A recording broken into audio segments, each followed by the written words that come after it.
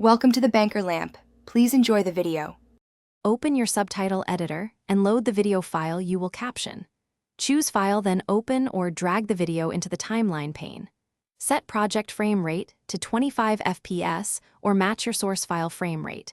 Import an existing SRT or start a new Subtitle file from scratch. Confirm video resolution and aspect ratio are correct, for example 16:9.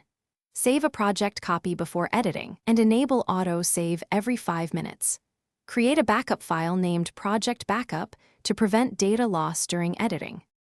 Play the video and pause where the first line of dialogue begins, note exact timestamp. Click Add Subtitle and enter text, then set start at 00:00:05, 000 and end time.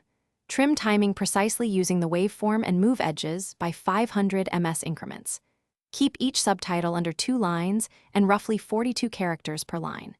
Use speaker labels and formatting tags for emphasis, italics, or bold where needed.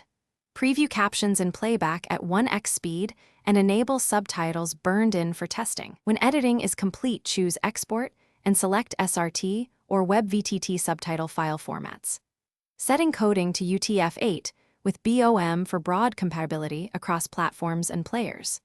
For burned-in subtitles, export an MP4 at 1920x1080 and hardcode captions into video. Include a separate SRT file when uploading to platforms to enable toggling and search. Verify timing after export by playing the final file and checking every 30 seconds. Archive your project, SRT, and a media reference copy in one folder for future edits. Thanks for watching. If this was helpful, leave a like and consider subscribing. See you next time.